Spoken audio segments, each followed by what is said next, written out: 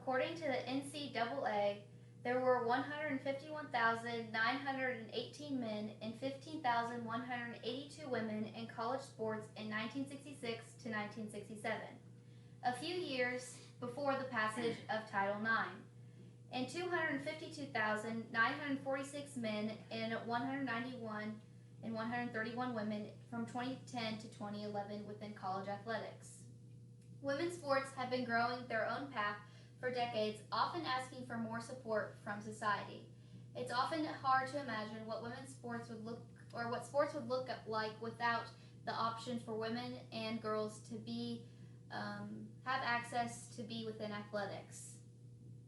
With the rise of transgenders being within college and professional athletics, we see the impact in socially and physically through the outcomes of these sports.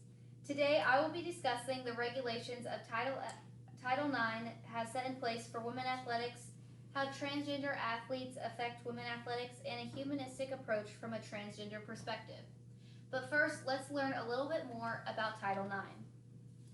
Title IX was passed in 1972 to set regulations on federally supported institutions such as public schools. One way we saw this was having an equal amount of options for both males and females athletically within a public school. From the Association of Women in Science, Title IX has protected victims of sexual harassment and assault, students that are pregnant, members of the LGBTQ plus community, teachers, coaches, and athletes. Title IX covers a lot of importance, and it's not simply just the regulations that it's putting out, but it offers multiple opportunities for equality to be established within many areas of our world. Studies that were shown from the New York Times reveal that girls' participation in sports leads to an increase in a woman's education and employment rates.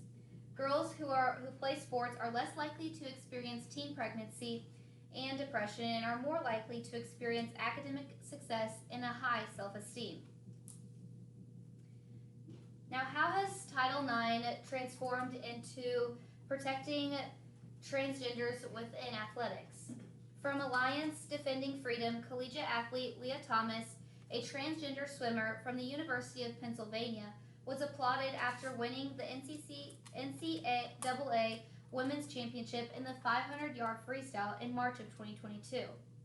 We saw much feedback on this, especially from a scientific and biological opinion, such as Dr. Brown from the University of Nebraska expressing that even if male athletes are receiving inhibitors and cross-sex hormones, puberty creates a height and mass difference that provide a significant athletic advantage for males, and no amount of testosterone blockers can compensate for that advantage. At the end of the day, we see transgender athletes getting praised for their ability to win championships and stand at the top of the podium. This has shown many athletes, coaches, and fan bases have shown their discouragement for this. On the other hand of the spectrum, we see how taking a more humanistic approach on this topic can be done. Permitting transgender women and girl athletes to have participation in sports is one way that the nation can help provide equality in promoting the pursuit of life, liberty, and happiness. From the New York Times, many argue for a human approach to this topic rather than a scientific one like we just talked about. This will allow for more acceptance. Transgender athletes want to feel accepted and included, and this is what they identify with, and this can be made possible through competing within athletics. Overall, today we discuss the effects on athletes and society when transgender athletes compete within sports.